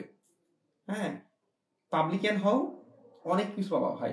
অনেকে বলে যে পাবলিকান হয় কি সব, হ্যাঁ পাবলিকান হয় সব নয়, জীবন অনেক কিছু বাকি আছে। বাট যদি সফল হতে চাও, দেখো আজকে যারা রাষ্ট্র ক্ষমতায় রয়েছে, ডক্টর ইউনূস বা ধরলাম বঙ্গবন্ধু থেকে শুরু করে জিয়া, আওয়ামী লীগের বঙ্গবন্ধু, বিএনপি জিয়াউর রহমান, তারপর হচ্ছে শেখ হাসিনা, তারপর বেগম খালেদা জিয়া, প্রত্যেকটা কিন্তু সবাই পাবলিকান। যেমন বঙ্গবন্ধু শেখ মুজিবুর রহমান ঢাকা ইউনিভার্সিটি লতে ছিল, তোমরা অনেকে জানো বা জানো না, ঢাকা ইউনিভার্সিটি লতে ছিল। তারপর কি শেখ হাসিনা ঢাকা ইউনিভার্সিটি বাংলায় ছিল, বাংলায় অনার্স করছে, মাস্টার্স করতে পারেনি। তারপর কি শুধু বাংলাদেশের নাই, যেমন ডক্টর ইউনূস এখন যিনি আছে তিনি হচ্ছে চট্টগ্রাম বিশ্ববিদ্যালয়ে পড়তো, ঠিক আছে, তিনি কিন্তু তোমরা জানো যে নোবেল পুরস্কার পেয়েছে। আচ্ছা, শুধু বাংলাদেশের প্রেক্ষিতে নয়, সারা ওয়ার্ল্ডে চিন্তা করো। এই যে ফেসবুকের প্রতিষ্ঠাতাকে মার্ক জুকারবার্গ, তো মার্ক জুকারবার্গ কোন ইউনিভার্সিটি পড়তো জানো? হার্ভার্ড ইউনিভার্সিটি, যেটা একটা তোমার হচ্ছে ইউএসএ, নট ইউকে, ইউএসএ একটা অন্যতম সেরা পাবলিক ইউনিভার্সিটি, হ্যাঁ, প্রথম সারির ইউনিভার্সিটি। সারা সারা পৃথিবীর মধ্যে অক্সফোর্ড, হার্ভার্ড, ক্যামব্রিজ, এগুলো হচ্ছে কি নাম করা ইউনিভার্সিটি, সবসময় 1, 2, 3 এর মধ্যে থাকে। সো এই দেখো, যারা এখন বিশ্ব কাঁপাচ্ছে, ইউএসএ বা হচ্ছে ইউকে, যে সকল ব্যক্তিরা, যেমন হচ্ছে ইলন মাস্ক, হ্যাঁ, তারপর আরো যে সকল ব্যক্তিরা রয়েছে, সবাই কিন্তু সব পাবলিকান। তাই বলে এই নাই যে তুমি পাবলিকান চান্স পেলেই মনে হয় ইলন মাস্ক হয়ে যাওয়া। হার্ভার্ড, এই যে তোমার কি জানো, ফেসবুকের প্রতিষ্ঠাতা মার্ক জুকারবার্গ, বা হচ্ছে তোমার নেলসন ম্যান্ডেলা, বা হচ্ছে তোমার ইউনূস, ডক্টর ইউনূসের মতো হয়ে যাবে, নো। বাট পসিবিলিটি বেশি। কি বললাম? পসিবিলিটি। যখন পাবলিকান হবা, হাইপোথিসিস বলে একটা কথা রয়েছে, হাইপোথিসিস, পসিবিলিটি মানে কি সম্ভাবনা হচ্ছে সবচেয়ে বেশি হচ্ছে পাবলিকানদের। আমি বাস্তবতার কথা বলছি, আমি বলবো না যে পাবলিকান হয় জীবনের স্বপ্ন, আমি কখনোই বলবো না, কখনোই না। অনেক জাতীয় বিশ্ববিদ্যালয় থেকে অনেকে ভালো করছে, বাট পার্সেন্টেজ কত ভাই, বাস্তবতা কত? হ্যাঁ, 100% মধ্যে হয়তো বা 5%, 10% or something like that. So ভাই, ভালো কিছু করতে গেলে, শুধু ভাই নাই বোনকেও বলছি, কারণ আমার প্রত্যেকটা স্টুডেন্ট আমার ভাই বোনের মতন, প্রত্যেকটা স্টুডেন্টকে বলছি, শেষ সময় এসে হাল ছেড়ে দিও না, কারণ শেষ ভালো তো সব ভালো। এই শেষ সময় এসে অনেকে হাল ছেড়ে দিচ্ছে। একটু ধৈর্য ধারণ করে মহান আল্লাহ তাআলার উপর একটু বিশ্বাস রাখো, শেষ হাসিটা তুমি হাসবে ইনশাল্লাহ, ঠিক আছে? আচ্ছা, অনেক কথা হয়েছে, অনেক মোটিভেশন। দেখো, সমাস গেল, কারক গেল, আবিধানিক ক্রম, এটা হচ্ছে ঢাকা ইউনিভার্সিটির জন্য গুরুত্বপূর্ণ। হ্যাঁ, আবিধানিক ক্রম কি আমি কিন্তু পেইড ব্যাচে বলে দিয়েছি, এখন আর বলছি না। তারপর হচ্ছে উপসর্গ, এটা হচ্ছে খুলনা ইউনিভার্সিটির জন্য গুরুত্বপূর্ণ। যেমন এর আগের বছর আসছে কি বরবাদ, এই যে বরবাদ, আমি আর দেখাচ্ছি না, অত সময় নাই। দেখো, উপসর্গ এটা কি খুলনা ইউনিভার্সিটির জন্য গুরুত্বপূর্ণ, আর আবিধানিক ক্রম হচ্ছে এটা ঢাকা ইউনিভার্সিটির জন্য গুরুত্বপূর্ণ। ধ্বনি পরিবর্তন, এটা হচ্ছে দুইটা ইউনিভার্সিটির জন্য গুরুত্বপূর্ণ। ধ্বনি পরিবর্তন খুলনা ইউনিভার্সিটির জন্য বেশি গুরুত্বপূর্ণ। তারপর হচ্ছে পদ পরিবর্তন, ঠিক আছে, পদ প্রকরণ, দেখো দুইটা কিন্তু এক সাইডে লিখছি, হ্যাঁ, দুইটা গুরুত্বপূর্ণ। আচ্ছা, তারপর হচ্ছে বাক্য শুদ্ধিকরণ, এই যে বাক্য শুদ্ধিকরণ খুলনা ইউনিভার্সিটির জন্য অনেক গুরুত্বপূর্ণ। এমসিকিউ এবং লিখিত অংশ, হ্যাঁ, যে 5টা বাক্য দিল, তোমাকে বলবে শুদ্ধ করে লেখো, ওই যে সেন্টেন্স কানেকশনের মতন। আচ্ছা, বাক্য প্রকরণ। আচ্ছা, তারপর হচ্ছে যুক্ত বর্ণ, এর আগের বারও আসছে খুলনা ইউনিভার্সিটি, এইবারও আসছে। দেখো, যুক্ত বর্ণ নয় সন্ধি, নয় নর্ত ও সত্য বিধান। যেমন বিদেশি শব্দ কি মূর্ধন্য হয় না, যেমন ওই যে কিছুদিন আগে তোমাদের অ্যাডমিন, মানে আমার অ্যাডমিন তোমাদের হচ্ছে সুমি আপু দিয়েছিল ফার্নিচার, তো ফার্নিচার এটা কি সঠিক? নো, এটা কিন্তু সঠিক নাই। কারণ অনেক দোকানে দেখবা যে আব্দুল্লাহ ফার্নিচার, তোমাদের সুমি আপু দেখলাম দিয়েছে। তারপর হচ্ছে কি অনেক ফার্নিচার মানে ভুল দেখে, এটা কিন্তু ভুল। কারণ কি এখানে দন্তন্য হবে, ঠিক আছে, নট মূর্ধন্য। কারণ কি বিদেশি শব্দ কখনো মূর্ধন্য হয় না, দন্তন্য হবে, ঠিক আছে? আচ্ছা, তারপর কি প্রকৃত ও প্রত্যয়, এইগুলো অর্থাৎ 7 নম্বর, এটা কিন্তু less important for Khulna university, মানে কি আসতে পারে না আসতে পারে, 50-50 চান্স, ঠিক আছে? এই যে প্রকৃত প্রত্যয়, বচন, কাল এবং যদি চিহ্ন, সো এইগুলো সময় পেলে একটু দেখে যাবা। হ্যাঁ, যারা ভালো স্টুডেন্ট, যারা সবাই ভালো স্টুডেন্ট আমার পেইড ব্যাচে, বাট যারা টপ পজিশন করতে চাও, যারা ফার্স্ট সেকেন্ড থার্ড হতে চাও, তারা অবশ্যই অবশ্যই প্রত্যেক টপিক কম বেশি দেখে যাবা। হ্যাঁ, আচ্ছা, এইবার দেখো বাংলা সাহিত্য, দেখো 3 স্টার দেওয়া, দেখছো 3 স্টার দেওয়া, একটু দেখো ভালো করে। এই যে বাংলা সাহিত্য এবং বাংলা ভাষা ও বর্ণ, দেখছো? আচ্ছা, সো বাংলা সাহিত্য কি কি পড়বা? দেখো, তোমাদের পেইড ব্যাচে যে লেকচার শিটটা দেওয়া হয়েছে, 1 নম্বর লেকচার শিটে রয়েছে বাংলা সাহিত্য। যেমন বলো শেষের কবিতা, কি বললাম? শেষের কবিতা। এই যে শেষের কবিতা, এটা কি? এটা কিন্তু একটা উপন্যাস। আর শেষের লেখা, শেষের লেখা কিন্তু একটা কাব্যগ্রন্থ। সো বলবে শেষের কবিতা কার লেখা? এটা কিন্তু রবি ঠাকুরের লেখা। তারপর বললো যে ফণী মনসা, এটা কার লেখা। সো এই যে বাংলা সাহিত্যে গুরুত্বপূর্ণ যে তোমাদের এইচএসসি 25 শর্ট সিলেবাসের যে গুরুত্বপূর্ণ লেখকগুলো, যেমন বঙ্কিম, শরৎ, নজরুল, রবি ঠাকুর, সুকান্ত, এদের যেমন ছাড়পত্র কার লেখা, এটা কিন্তু সুকান্ত, ঠিক আছে। সো এইগুলো বাংলা সাহিত্যে। আরেকটা বাংলা সাহিত্য থেকে আসবে, সেটা হচ্ছে যেমন চর্চাপদ তার বাংলা সাহিত্যে 3টা যুগ রয়েছে, হ্যাঁ, প্রাচীন যুগ, মধ্যযুগ, আধুনিক যুগ। হ্যাঁ, বলবে যে প্রাচীন যুগের লেখক কে, বা বলবে এই গুরুত্বপূর্ণ রচনাটি কে লিখেছেন। যেমন আব্দুল্লাহ বলে কিন্তু একটা উপন্যাস রয়েছে, তোমরা অনেকে জানো, জানি না আমি, যেমন আব্দুল্লাহ, হ্যাঁ, তোমাদের ভাইয়া বা স্যারের নামে একটা কি আব্দুল্লাহ। আচ্ছা, তো এই আব্দুল্লাহ বলে কিন্তু একটা কি উপন্যাস রয়েছে, কাজী ইমদাদুল হক। তো বলবে যে আব্দুল্লাহ উপন্যাসটি রচিতাকে, আব্দুল্লাহ উপন্যাসটি কে লিখছে, এটা হচ্ছে কাজী ইমদাদুল হকের লেখা একটা উপন্যাস, ঠিক আছে। আচ্ছা, তারপর হচ্ছে কি বাংলা ভাষা ও বর্ণ। সো এই বাংলা সাহিত্য একটু পড়বা, কারণ এটা এমসিকিউ আসবে, লিখিত অংশ আসবে, একটা দুইটা আসবে, হ্যাঁ, লিখিত অংশ 2-1টা দিতে পারে, আর এমসিকিউ একটা আসবে। আচ্ছা, তারপর হচ্ছে দেখো, এটা থিসটা, সেটা হচ্ছে বাংলা প্রথম পত্রের এইচএসসি শর্ট সিলেবাস, অর্থাৎ বাংলা প্রথম পত্রের যে গুরুত্বপূর্ণ, এই যে একটু আগে দেখলাম আমরা কোথায়, এই যে তোমাদের যে সকল, যেমন অপরিচিতা, বিলাসী, আমার পথ, মানব কল্যাণ, মাসি পিসি, 52 দিনগুলো, রেইনকোট, যেগুলো দাগানো রয়েছে, এগুলো পড়লে হয়ে যাবে। সোনাত্তরী, বিদ্রোহী। আর পেইড বেসে কিন্তু এই সকল, তোমরা জানো, পেইড বেসে কিন্তু প্রত্যেকটা গদ্য পদ্য কিন্তু লাইন বাই লাইন আমি এক্সপ্লেনেশন করে দিয়েছি, ব্যাখ্যা করে দিয়েছি। ইভেন কোনটা লিখিত অংশের জন্য গুরুত্বপূর্ণ তার আগে ডাব্লু লিখে দিয়েছি, মানে লিখিত অংশ রিটেন, আর যেটা এমসিকিউর জন্য গুরুত্বপূর্ণ এম লিখে দিয়েছি, হ্যাঁ। সো ওইগুলো ভালো করে পড়বা। আচ্ছা, তারপর দেখি বাংলা লিখিত সাজেশন। এইবার আসি, দেখো উদ্দীপক ফর ঢাবি, হ্যাঁ, ঢাকা ইউনিভার্সিটি উদ্দীপক আসবে, কিন্তু খুলনা বিশ্ববিদ্যালয়ের জন্য শর্ট কোশ্চেন। যেমন শর্ট প্রশ্ন বলতে এখানে বাংলা সাহিত্য থেকে আসবে, যেমন ওই যে বললাম তোমাকে দিল, সাপোজ শর্ট প্রশ্ন তোমাকে দিল যে আব্দুল্লাহ উপন্যাসটি কার লেখা, হ্যাঁ, আব্দুল্লাহ উপন্যাসটি কার লেখা, তাহলে কি কাজী ইমদাদুল হক, শেষ। ছাড়পত্রটা কার লেখা, সুকান্ত, শেষ, ঠিক আছে। জাস্ট কি তুমি একদম শর্ট প্রশ্ন কিন্তু, আর বেশি বড় করে লেখার দরকার নেই যে আব্দুল্লাহ উপন্যাসটি লিখেছেন কাজী ইমদাদুল হক, এত লেখার দরকার নেই। তোমার দেখবে একটা স্পেসিফিক জায়গা দেওয়া থাকবে, তোমাদের তো আমি দেখাইছি কি ধরনের খাতা হয়। সো ওখানে জাস্ট লিখে দিবা যে কাজী ইমদাদুল হক, শেষ। আর বেশি কিছু লিখতে হবে না, অত লিখতে হবে না যে শেষের কবিতাটি লিখেছেন কবি রবীন্দ্রনাথ ঠাকুর, অত লেখার দরকার নেই। শেষের কবিতা কে লিখছে, রবীন্দ্রনাথ। আমি তো পেইড ক্লাসে বলে দিয়েছি যে কিভাবে সময় বাঁচাবা, কারণ মাত্র 45 মিনিট সময়, এই সময়ের মধ্যে তোমাকে 6 থেকে 8টা টপিক লিখতে হবে। সো এই অল্প সময়ের মধ্যে টাইম ম্যানেজমেন্ট শিখতে হবে। আচ্ছা, শর্ট প্রশ্ন গেল।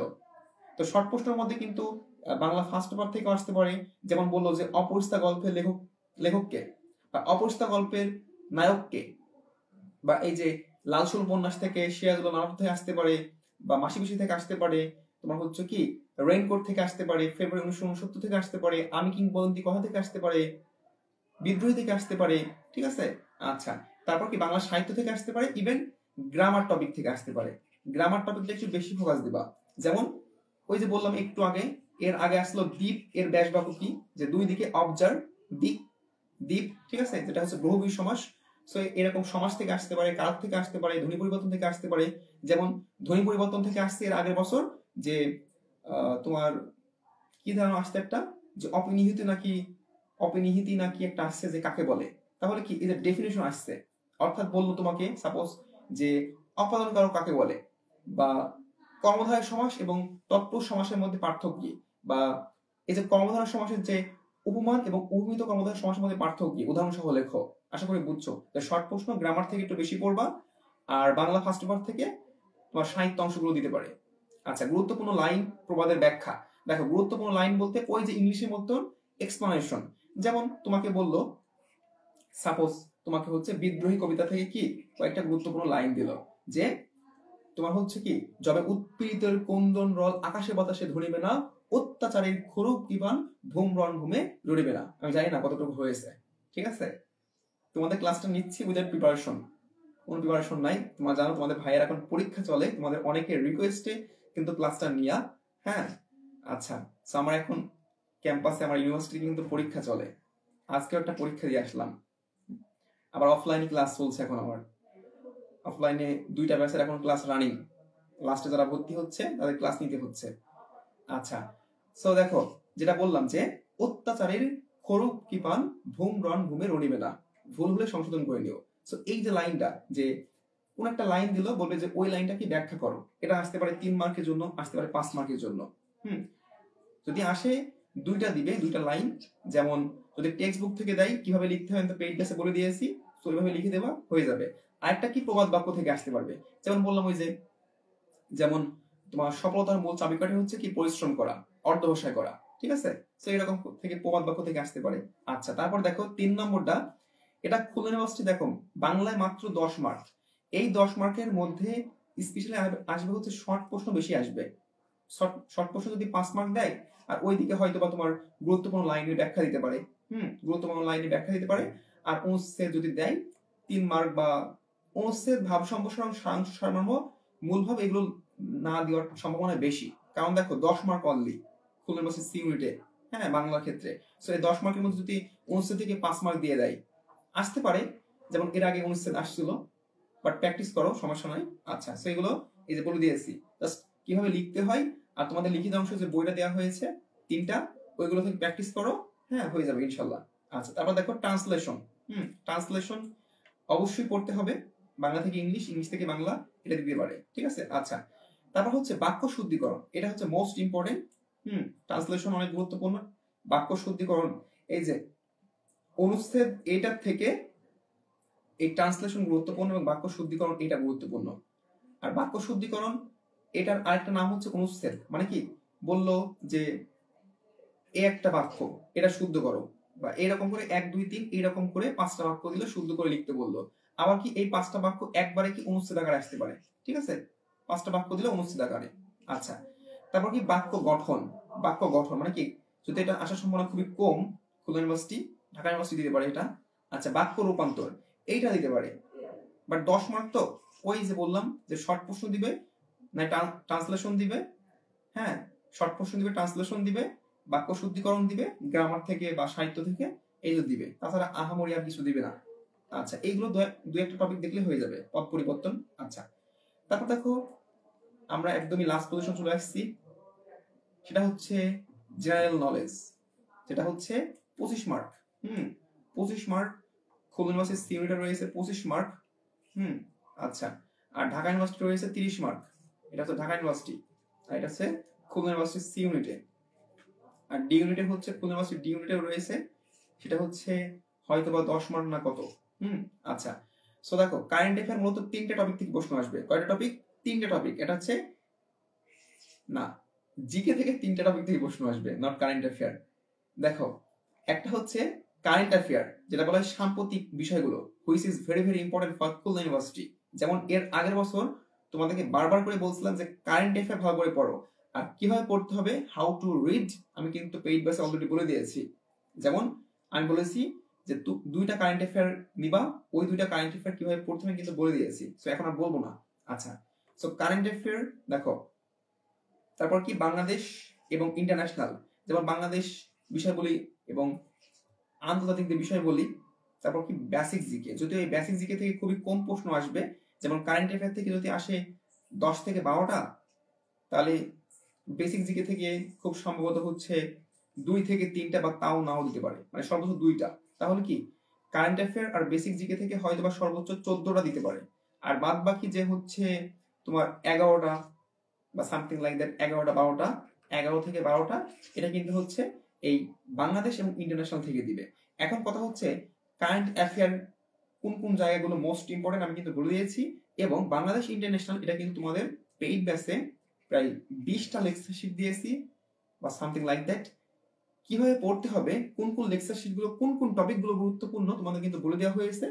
ওই টপিকগুলো ইভেন তোমাদের কিন্তু প্রত্যেকটা পেইড ব্যাচেরই কিন্তু তোমাদের সাজেশন দেওয়া হয়েছে কোন কোন টপিকগুলো, এখন আর বলবো না।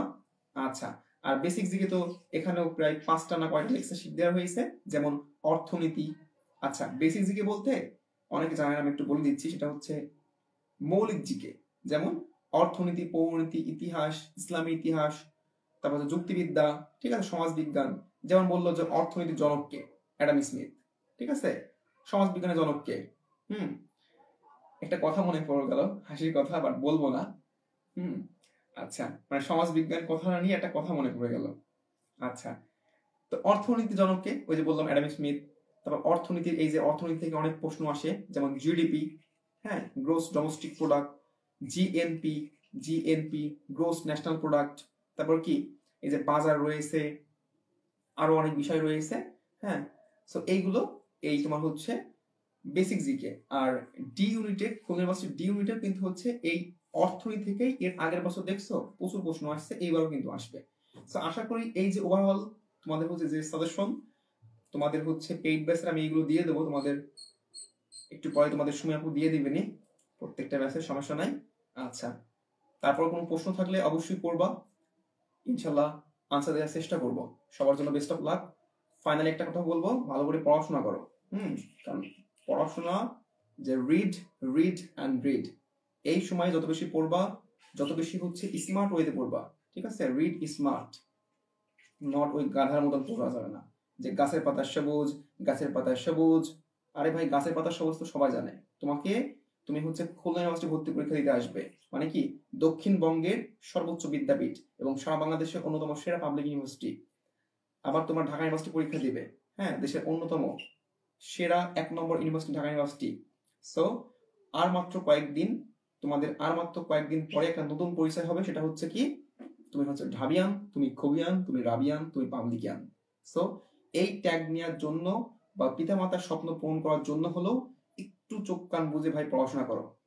কারণ আর মাত্র কিছুদিন পরেই তুমি হচ্ছে তোমার স্বপ্নের যে ক্যাম্পাসে আসতে পারবে, তুমি পাবলিকান হয়ে আসতে পারবে। তোমাদের স্বপ্ন, অনেকের স্বপ্ন হচ্ছে ল নিয়ে পড়া, জাজ হওয়া, বিচারক হওয়া, বা ইকোনমিক্স নিয়ে পড়া, ইংলিশ নিয়ে পড়া, ইনশাল্লাহ পূরণ হবে। একটু লেগে থাকতে হবে। কষ্ট না করলে হয় না ভাই। তোমাদের ভাইয়ার আজকে যে পজিশন, এখানে আসতে গিয়ে প্রচুর কষ্ট, ত্যাগ তিতিক্ষা করে আসতে হয়েছে। সো একটু পরিশ্রম করো, ইনশাল্লাহ তোমরা পারবে। সবার জন্য বেস্ট অফ লাক, সবাই পাবলিকান হও, শুভকামনা এবং দোয়া রইল।